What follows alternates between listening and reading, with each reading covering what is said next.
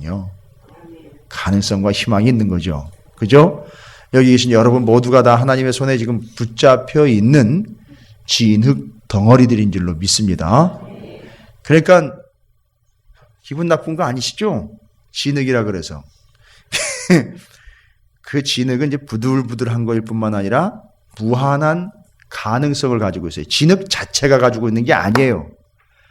그 주인의 손에 붙잡혀 있기 때문에 앞으로 뭐가 될지 모르는 거예요. 앞으로 어떻게 나올지 모르는 거라고요. 왜요? 누구의 손에 잡혀 있기 때문에. 그 주인, 토기장이의 손에 붙잡혀 있기 때문에 앞으로 어느 누구도 예측이 불가능한 겁니다. 그러니까 그게 또 가능성이고 희망이고 소망이에요. 그럼 우리가 바로 그런 존재라는 거죠. 다시 한번 옆에 있는 분들 이렇게 쳐다보세요. 바로 그분들이에요. 예. 주님의 손에 붙잡혀서 앞으로 어떻게 될지 모르는 무한한 가능성을 가지신 분들이라고요. 아유, 내가 나이가 60이 넘었는데. 아니요. 아니, 여기선 60이지만 앞으로 여러분 살아가실 연세를 따져볼까요? 몇 살이나 더 사실지? 그건 저도 몰라요. 앞으로 사실 날이 더 많은 거예요. 영원히 사실 날이요. 그래서 가능성이 있다는 거죠.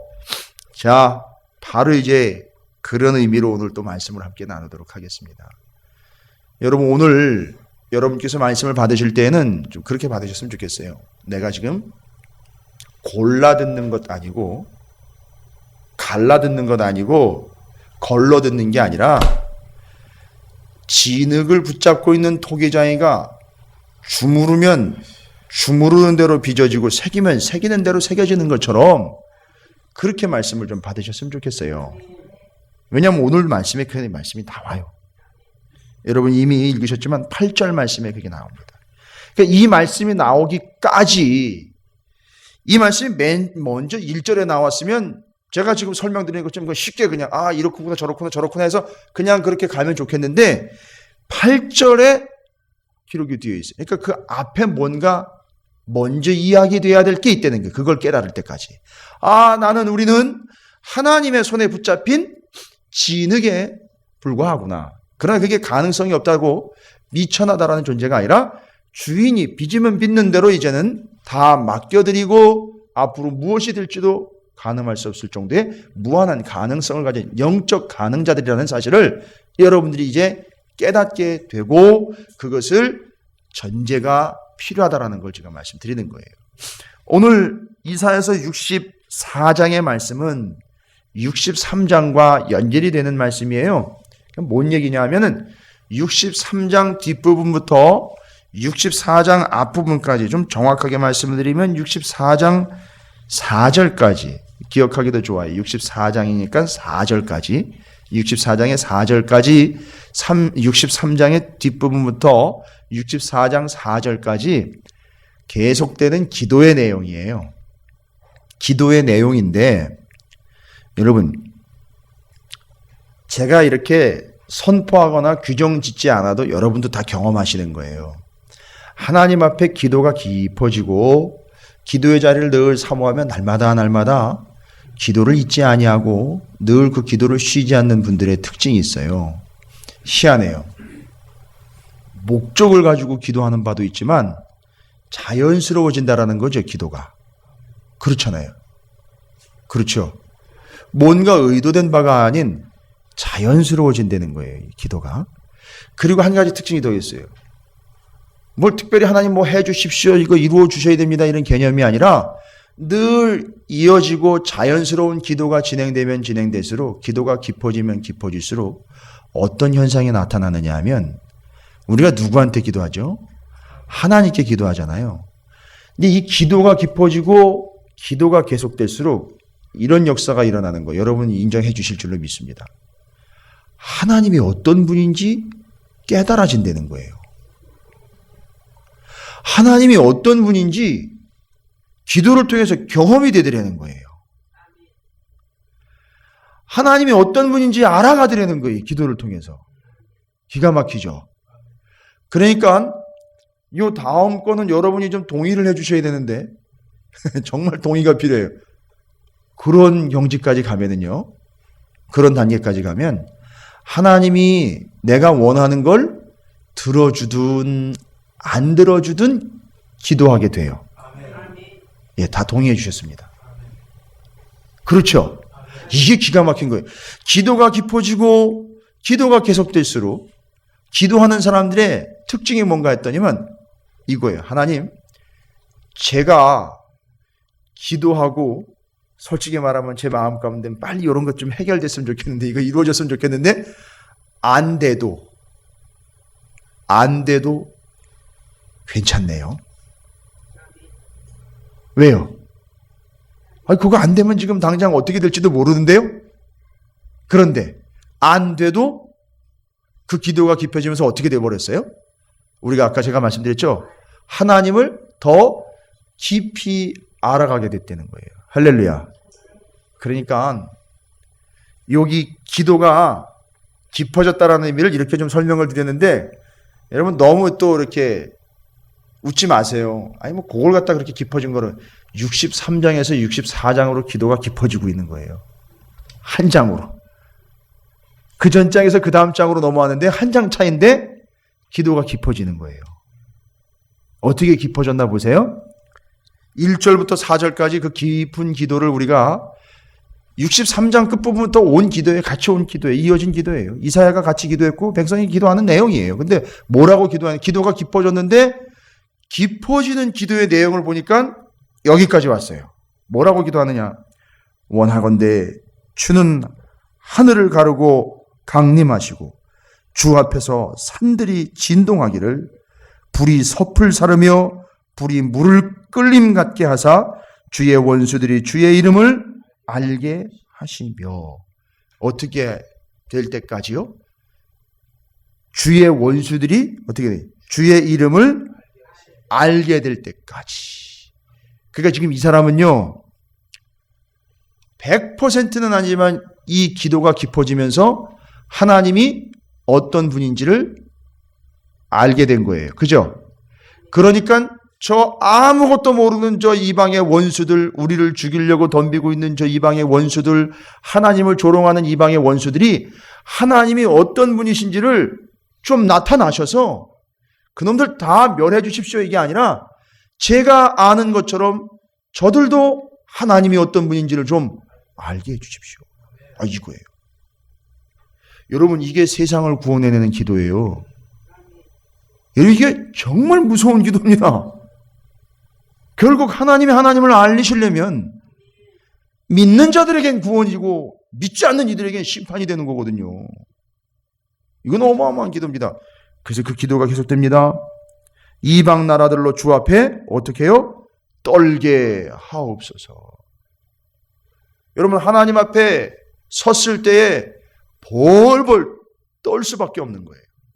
왜요? 하나님 앞에 떨 수밖에 없어요. 어떨 때 떱니까? 하나님이 어떤 분인지 제대로 알면요 안 떨릴래야 안 떨릴 수가 없어요. 그죠? 여러분 옛날에 이런 말이 있었어요. 좋지 않은 표현인데 자주 쓰면 안 되는 표현이기도 하죠. 호구라는 표현이 있어요. 호구. 뭔 뜻이죠? 호구? 내가 네 호구냐? 이렇게 꼭 표현을 해드려야 돼요. 그런 표현이 있었어요. 그죠? 근데 그 뜻을 보면 호구는 호랑이 앞에 개라는 뜻이에요. 근데 이 개가요 호랑이 앞에 사족을 못 씁니다. 벌벌 떨어요 실제로. 그래서 제가 들은 얘기예요. 옛날 어르신들이 이야기하는데 호랑이가 산 중턱으로 깊은 산 속에서 실제로 출몰을 할 당시 얘기예요. 그게 먹을 게 없어가지고 그 산 중턱으로 내려와가지고선 산 중턱에서 마을을 이렇게 탁 내려다보고 있는 거예요. 밤에 고양이 눈만 봐도 참 거시기 한데요, 그죠? 근데 이게 호랑이가 산 중턱에 딱 내려와가지고선 딱 이러고 마을을 내려다보고 있는 거예요. 그러면 어떤 현상이 벌어지는지 아십니까? 동네 개들이요. 어른들이 얘기했어요. 제가 들은 거예요. 성경에는 안 나와 있는데 역사책에도 안 나와 있는 얘기인데 호랑이가 중턱에 딱 버티고 있으면 이 동네 개들이 죄송합니다. 오줌을 질질 지리면서 알아서 호랑이한테가 자진납세를 하는 거예요. 잡아먹기로 자기가 알아간다는 거예요. 물론 이제 그 개념으로 그 얘기를 한 건 아니겠는데 호랑이 앞에 개가요. 그 신세예요. 여러분 이게 영적인 원리예요.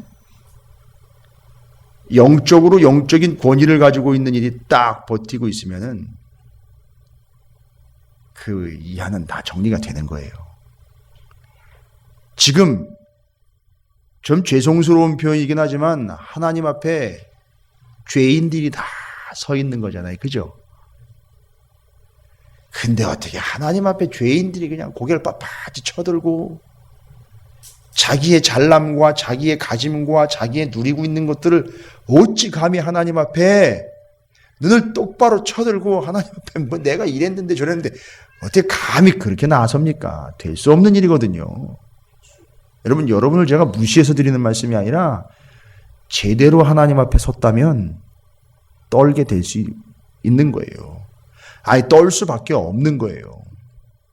이미 우리가 구원을 받았어도요. 하나님이라는 존재 앞에 선다면 우리는 늘 죄를 지을 가능성을 가지고 있는 존재들이기 때문에 하나님 앞에 벌벌 떨 수밖에 없는 게 영적인 원리예요. 여러분 제가 바라는 게 하나 있습니다. 우리 마장동에 세워진 찾으시는 교회가 성동 광진 지방에서도 의아하게 여기는 바예요. 마장동엔 감리교회가 없대는 거예요. 동네 주변에 감리교회가 없대요. 어떻게 거기 세워졌는지 그래요. 그게 다 하나님 뜻이죠. 저는 이 마장동 이 희은빌딩 5층이 이 마장동 일대 산 중턱이라고 봅니다. 여기서 우리가 영적인 권위를 제대로 회복해 하나님이 온전히 선포되고 하나님의 성령이 온전하게 자리를 딱 잡고 있고 영적인 권위를 여러분이 딱 회복하는 순간 이 주변 지역에 있는 영적인 판도는 이미 다 끝나버리는 거라고요. 자진납세하게 돼 있다고요. 우리 장로님이 늘 하시는 얘기가 있어요. 그 들으신 분들은 아실 거예요. 알아서 도망가든지 알아서 기 들어와야 되는 거예요. 이게 영적인 권위요. 이게 영적인 진동이며 이게 영적인 파장이고요. 영적인 세력이에요. 이미 하나님의 교회가 딱 세워졌다는 것은 그 지역에 판도가 바뀐다는 걸 이야기하는 거거든요. 제대로 섰다면요. 근데 오늘 말씀이 바로 이제 그걸 전제로 하고 있는 거예요. 그런 하나님 앞에 딱 섰는데 기도 내용 자체가 벌써 틀려요. 하나님 앞에서 지금 기도하는데 3절 주께서 강림하사 보세요. 하나님이 딱 우리 가운데 임재하시는 거예요. 내려오시면 우리가 생각하지 못한 두려운 일을 행하시던 그때에 어떻게 된다고요? 산들이 주 앞에서 진동하여 싸우니. 예전에 그런 일이 있어요. 아니 산이 떤다는 거예요. 산이 진동을 한대요. 그러니까 뭘 생각하시면 되냐면 화산 폭발할 때 있죠. 화산 폭발할 때 막 산이 울리면서 막 거기 터져 나오는 거 그거 생각하시면 돼요. 하나님이 임재를 딱 하시면 하나님 앞에 제대로 쓰면 산이 진동을 하듯 영혼이 벌벌 떨 수밖에 없다는 거예요. 여러분 모르긴 몰라도요. 지금 이 주변 일대에 벌벌 떠는 사람들이 한둘이 아닐 거예요. 별로 믿지를 않으시는데 이 주변 지역에 우리 찾으시는 교회 주변에 지금 벌벌 떠는 이들이 한둘이 아닐 거예요. 그래서 그런지 새벽마다 진동이 와요. 밑에서. 아시는 분은 아실 거예요. 자, 이게 영적인 판도라는 거예요. 이걸 읽어야 되는 거죠. 야, 이게 하나님의 임재가 이런 겁니다. 그 하나님 앞에 기도가 깊어지면서 기도가 계속되는데, 야, 하나님 앞에서는 뭘 어떻게 해? 내 이야기를 할 수가 없네요. 그죠? 뭐 산이 진동을 하면서 떠는데 뭐 이제 4절 보세요. 그래서 하나님 앞에 진짜 제대로 기도하며 섰다 할 때 이런 일이 나오는 거예요. 주 외에 자기를 앙망하는 자를 위하여 이런 일을 행한 신을 옛부터 들은 자도 없고 귀로 들은 자도 없고 눈으로 본 자도 없었나이다. 인정하는 거예요, 하나님을. 그죠? 그러니까 이건 뭔 얘기예요? 지금 4절 내용으로 보면 하나님 같은 분, 하나님 같은 존재는 그 이전에도 그 이후에도 어떻게 해요? 없습니다. 100% 하나님을 뭐 하는 거예요, 지금? 인정하고 들어가는 거예요. 할렐루야. 그래서 기도가 깊은 분들이요, 정말 기도를 제대로 하는 분들은 하나님을 100% 인정해요. 그럴 수밖에 없어요. 이제 그 다음이 5절부터 7절까지가 자진납세하는 거예요, 지금 이제. 자진납세. 그러면 이제 죄인들이 하나님 앞에 자진납세하는 건 뭘 이야기하는 걸까요? 본인들이 자진납세 뭐예요? 죄를 그냥 고백하는 거예요. 그냥 내놓는 거예요, 하나님 앞에. 그 하나님의 그 임재, 하나님의 영광, 하나님의 권위, 하나님의 능력 딱 그 앞에 서버리니까 하나님 외에는 다른 신이 없네요 라고 딱 인정하고는 그 다음에 할 수 있는 건 딱 하나밖에 없어요. 그냥 자진납세 하는 거예요. 뭐라고 자진납세 하는지 들어보세요. 5절부터 7절까지가 그 내용이에요.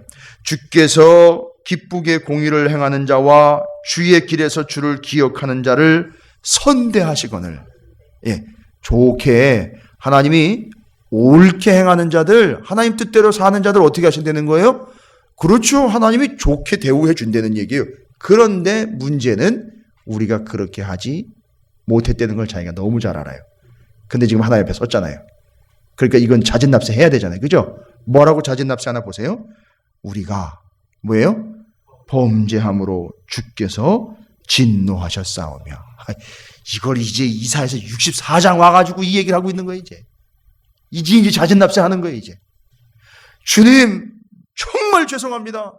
정말 우리가 죄인입니다.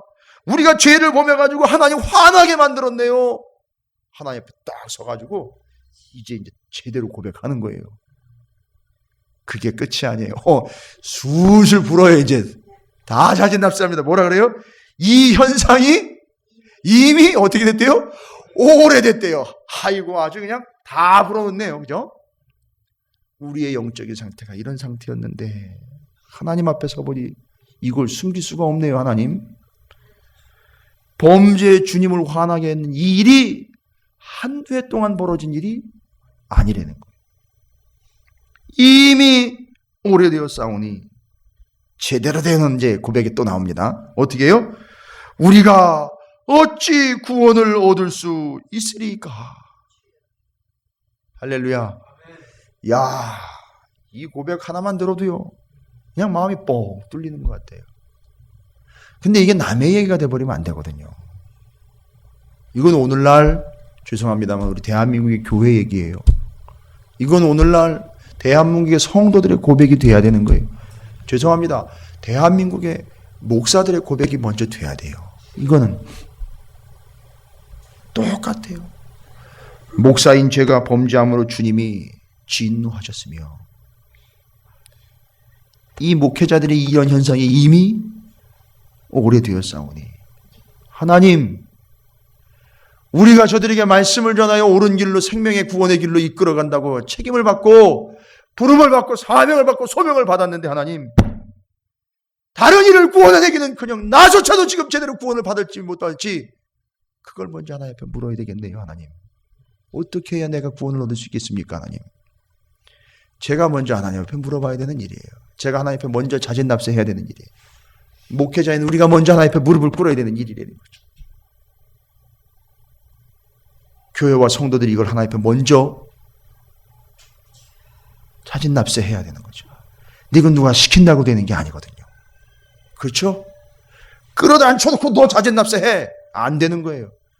하나님을 제대로 만나는 순간 하나님 앞에 기도가 깊어지면 하나님을 알면 알수록 하나님, 나 이거 필요해요, 저거 필요해요, 이거 빨리 해결해 줘야죠, 이거 안 되면 나 죽을 거예요, 이게 아니라 그걸 입에도 담아내기조차 없을 정도로, 그렇게 못할 정도로 자기의 처지가 뱉어지게 되는 거예요.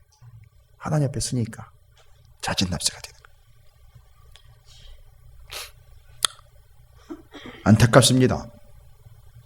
우리 민족의 교회들이 빨리 이 자리로 돌아와야 되거든요. 더 어떤 때를 기다리고 있는지 모르겠는데 지금이 바로 이럴 때인데 이게 안 되고 있다는 얘기는 온전히 서 있지 못한다는 얘기. 목회자들서부터 온 성도들까지 다 이건 정말 냉정하게 바라봐야 되는 일입니다. 여러분, 찾으시는 교회의 성도들은 이사야서 64장 말씀을 통해서 이걸 이미 이제 하나님께서 깨달음으로 주셨으니 여러분, 우리 하나님 앞에 제대로 섰으면 좋겠습니다. 제대로 서서 여러분에게 자진납세를 위함이라는 게 아니라 하나님의 어떤 분인지를 제대로 알게 됐을 때 여러분이 누리게 되는 영적인 자유, 영적인 충만, 영적인 은혜들을 여러분이 충분히 좀 누렸으면 좋겠어요. 제가 담임 목사로서 여러분을 주의 이름으로 그렇게 되기를 축복합니다. 6절, 7절이 계속되는 내용이에요. 들어보세요. 무릇 우리는 다 부정한 자 같아서, 와, 어떻게 이렇게 다 토해낼까요? 야, 정말 하나님 대단한 분입니다. 제대로 만난 거예요, 지금. 이사야가 이스라엘 백성들이 당하고 있는 이 현장에서 같이 기도하고 있는 거거든요, 지금. 이거 다 깨달아내는 거예요, 지금. 이걸 다 알려주고 있는 거예요. 알아내는 겁니다. 우리의 의는 다 더러운 옷 같으며, 의의 옷을 입었다는데 이게 더러운 옷이래요. 주님은 우리에게 어떤 옷을 입혀주셨느냐면 주님의 옷, 그리스도로 옷 입으라 그랬고, 또 이방 나라와 하나님 사이를 중재해주는 봉사자의 역할을 하라 그랬고, 그래서 그 역할을 하는 게 직분이 뭐라 그랬죠? 제사장 역할을 감당하라 그랬는데, 제사장은 입는 옷이 따로 있잖아요, 복장이. 그런데 지금 여기는 그 옷이 어떻게 됐어요? 다 더러운 옷이 돼버린 거예요. 세상에 때가 묻은 옷인 거예요. 그 다음에 그 현실이 어떤 현실로 드러납니까? 그런 영적인 현실이 결론적으로 우리는 다 잎사귀 같이 시들므로 우리의 죄악이 바람같이 우리를 몰아가나이다. 야, 이제 이스라엘이 이제 깨달아가는 거예요. 이걸 우리가 깨달아 알게 된다는 거죠. 제가 아무리 이 말씀을 통해서 여러분 이걸 우리가 알아야 됩니다, 이걸 해야 됩니다라고 이야기한들 뭔 소용이 있겠습니까? 하나님 앞에 여러분 각자가 제대로 서지 않는다면, 여러분의 기도가 깊어지지 않는다면, 하나님 앞에서 온전히 하나님과의 온전한 기도의 교제, 영적 호흡인 기도가 끊이지 않고 지속되지 않는 한은 여러분 이건 누가 시킨다고 되는 일이 아니에요. 7절입니다.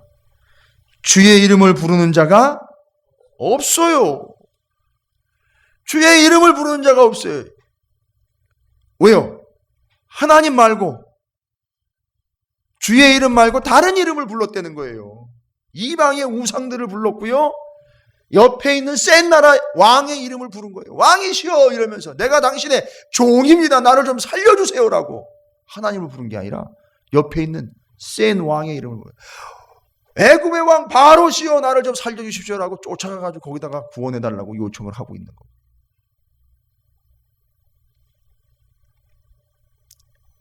7절이 계속 이어지죠. 스스로 분발하여 주를 붙잡는 자가 없사오니, 열심을 내가지고 주님을 더 열심히 붙잡고 주님을 의지해야 되는데 이런 사람들이 없었다는 거예요. 그런 결과가 어떻게 된 거예요? 주께서 우리에게 얼굴을 숨기시며 우리의 죄악으로 말미암아 우리가 소멸되게 하셨음이니이다. 그래서 우리가 이제 바벨론의 포로가 되게 생겼고 바벨론이 쳐들어와가지고 다 망하게 됐네요.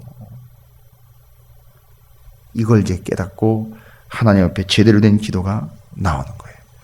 자진납세 됐죠. 그죠? 스스로 자신들의 문제와 영적 심각성을 다 토해냈습니다. 그리고 이제 기도는 더 깊어집니다. 거기서 오케이, 회개했으니까 산뜻해 하고 일어나는 게 아니라 더 깊어지는 거예요, 기도가. 우리 성도들이 좀 문제가 하나 있잖아요. 회개를 잔뜩 해놓고는 스트레스 해소한 것처럼 하고는 일어나 버려요.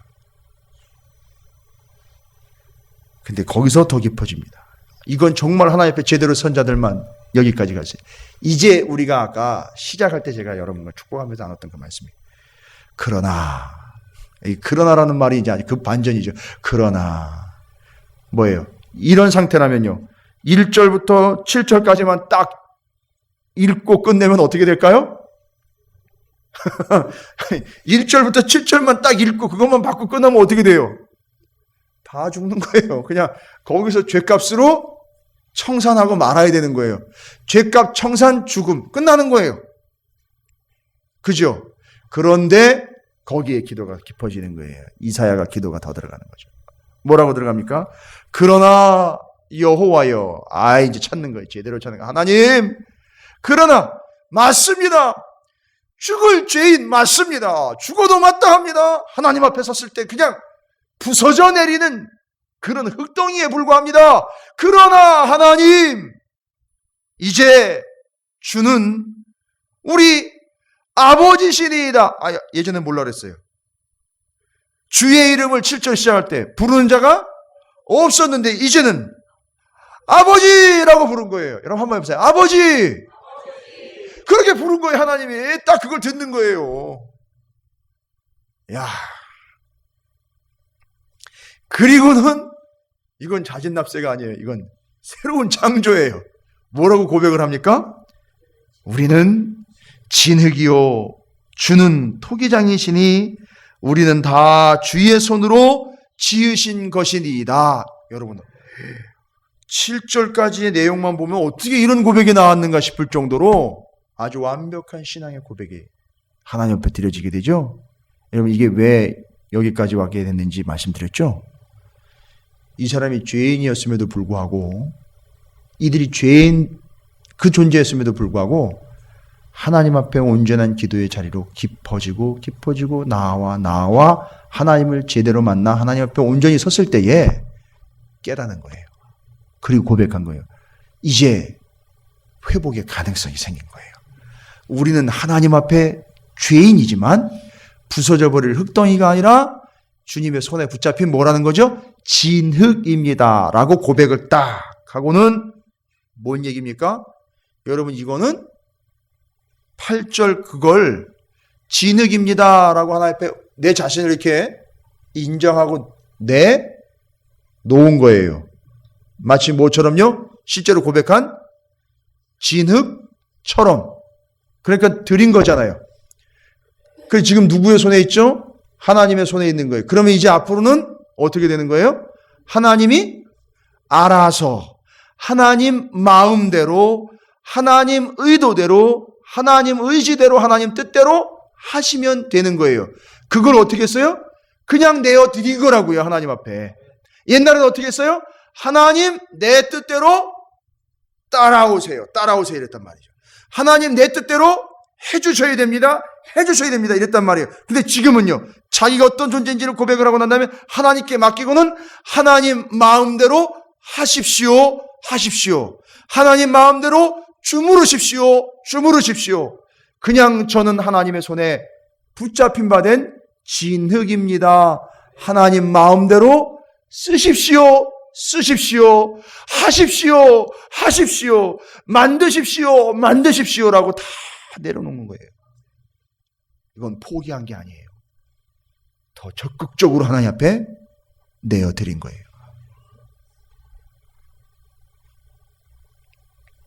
이제는 공장에서 만드는 물건이 아닙니다. 이제는 하나님의 손에 붙잡힌 진흙이 뭐로 이젠 탄생이 되죠? 작품으로 탄생이 되는 거예요. 만드신 바가 되는 거예요. 포이에마. 만드신 바라 할 때 그 만드신 바라는 것이 만드신 것, 그게 헬라어로는 포이에마. 거기서부터 뭐가 나왔죠? 포음, 씨가 나온 거예요. 만드신 바가 되는 거예요. 그 이제 9절부터 이 감히 그전에는 이런 기도가 나올 수 없는데 이렇게 이제 기도가 계속됩니다. 여호와여 너무 분노하지 마시오며. 하나님한테 뭐 하는 거예요? 하나님 오 하시는 거예요. 감히. 그런데 이제 하나님 앞에 이제 구하는 거예요. 진짜 이제 솔직히 구하는 거예요. 하나님 너무 화내지 마시고요. 죄악을 영원히 기억하지 마시오. 이게 뭔 얘기예요? 자기가 죄인이라는 걸 인정하는 거잖아요. 여러분, 하나님 이거 싫어하시지 않습니다. 구하오니 또 구합니다. 보시옵소서. 또 뭐래요? 보시옵소서. 좀 봐주세요, 하나님. 저를 좀 봐주십시오. 우리는 다 주의 백성입니다. 하나님께로 돌아왔다는 얘기잖아요. 그죠? 그 얘기하는, 그게 기도의 내용이에요. 10절, 주의 거룩한 성읍들이 광야가 되었으며 시온이 광야가 되었으며 예루살렘이 황폐하였나이다. 그렇죠. 지금 자신들의 죄 때문에 황폐되고 무너지고 부서지게 된 현실 보고 있는 거잖아요. 지금 인정하고 있는 거죠. 하나님, 나를 보시듯 이 무너진 현실을 좀 보아 주십시오, 하나님이라고 감히 요구하고 요청하고 기도하고 있는 거예요. 그게 어떤 성전인데요? 그 무너지는 성전이요. 옛날에 어땠습니까? 11절에 보면 우리 조상들이 주를 찬송하던 우리의 거룩하고 아름다운 성전이 불에 탔으며 우리가 즐거워하던 곳이 다 황폐하였나이다. 이걸 보면서 하나님 옛날엔 그랬는데 왜 손을 안 쓰셔가지고 이렇게 만들어 놓으셨나요? 라고 짜증내는 게 아니라 옛날엔 그랬는데 지금은 저렇게 망한 건 다 누구 탓이라는 거예요? 그렇죠. 내 탓이라는 걸 지금 인정한 거예요. 죄송하지만 하나님, 그건 제 탓이지만 하나님의 손에 이제 다 붙잡혔으니까 하나님이 새로 좀 빚어주시면 안 되겠습니까, 하나님? 라고 구하는 거예요. 12절이죠. 다 정리되는 거예요. 이제 더 이상 얘기할 필요가 없어요. 여호와여, 일이 이러하거늘 주께서 아직도 가만히 계시려 하시나이까. 이제 이 얘기는 그거예요. 하나님, 제가 이렇게 무릎 꿇고 다 인정했고요. 상황도 이런 상황인 걸 다 제가 접수했고요. 하나님도 아시지 않습니까? 하나님 제 상황과 환경과 여건과 우리 처지 다 아시죠? 이제 이런 상황인데 하나님 가만히 계시면 안 되지 않겠습니까? 하나님, 염치불구하고 이제 구한다는 거예요. 이 얘기가. 주께서 아직도 잠잠하시고 우리에게 심한 괴로움을 받게 하시려나이까. 이건 따지는 게 아니라 하나님 그렇게 안 하실 줄로 믿습니다. 이렇게 기도하는 거예요. 여러분, 지금 1절부터 12절까지가 보니까 다 뭔 내용이에요? 어떤 내용이에요? 기도의 내용이잖아요. 그죠? 기도가 깊어지면서 이런 은혜와 역사가 나타났네요. 여러분, 저는 여러분들이 그냥 의무감이라든지 책임감 때문이 아닌 진정으로 하나님 앞에 서는 온전한 기도자들이 되셨으면 좋겠어요. 그래서 그 기도를 통해서 하나님 앞에서 돌아볼 것 다 돌아보고 내 처지를 인정하고 하나님 앞에 구할 것 구하면서 하나님과 여러분의 관계가 온전하게 소통이 되어 하나님만을 인정하고 하나님으로부터 오는 놀라운 은혜를 여러분이 마음껏 누리시게 되시기를 주님의 이름으로 축원을 드립니다. 여러분, 이렇게 기도가 깊어지고 있습니다. 고통과 아픔 속에서, 문제 속에서 이스라엘의 기도, 백성의 기도는 점점 깊어져 가고 있습니다. 여러분, 우리 찾으시는 교회의 기도도 이렇게 깊어지게 되시기를 주님의 이름으로 부탁을 드립니다. 여러분의 삶의 자리에서 여러분의 기도가 이렇게 깊어져 가기를 바랍니다. 그걸 깨닫고 그걸 인정하고 하나님 앞에 기도를 드립니다. 나는 하나님의 손에 붙잡힌 진흙이오니 주님 마음껏 빚으시고 사용하시고 세워주시고 보내주시고 하나님의 놀라운 일들을 이루어 주시기를 원합니다. 여러분, 온전한 기도로 서셔야 여러분이 어떤 존재인지를 아실 수 있어요. 인간 학을 공부한다고 세상의 학문들을 보고 배우고 학습한다고 내가 누구인지를 알아낼 수 있는 게 아니에요. 수많은 세미나들도 있고 수많은 프로그램들 있지만 거기 가서 내가 누구인지를 알아내는 게 아니에요. 하나님 앞에 온전히 내가 서야 내가 누구인지를 알 수 있는 거예요. 그리고 그 하나님이 어떤 존재인지를 알 때에 내가 누구인지를 하나님 앞에 알아낸 그들만이 하나님 앞에 온전한 기도를 드려 앞으로의 삶이며 영원한 생명이 어떻게 펼쳐질지, 내가 어떻게 살아야 될지가 답이 나온다는 거예요. 그래서 오늘 기도하는 이사야와 이스라엘 백성은 다 어떻게 합니까? 하나님께 맡기게 되었다는 거죠. 하나님만을 붙잡게 되었다는 것이고 하나님만을 의지하게 되었다는 겁니다. 뭐를 통해서요? 하나님 앞에 온전한 기도를 통해서 이 역사가 나타났다는 사실, 여러분 염두에 두시고 절대 잊지 마시기를. 그리고 이 사실을 이제는 우리만이 아니라 죽어가는 이들과 이 사실을 모르는 이들에게 복음과 생명으로 나누어 주시고 전해 주시게 되시기를 다시 한번 부탁을 드립니다. 이것이 이제 우리가 전하며 나눠야 될 내용입니다. 여러분, 제가 여러분에게 기도를 요청할 때에는 바로 이사야서 64장의 의미를 굳게 믿고 이 말씀을 의지해서 여러분에게 기도하시라고 권면드리고 부탁드리는 겁니다. 그 오해하지 마시고 여러분께서는 충분히 하나님 앞에서 여러분의 삶을 내어드리듯 기도하며 함께 할 때에 동일한 64장의 역사가 여러분에게도 나타나게 될 줄로 믿습니다.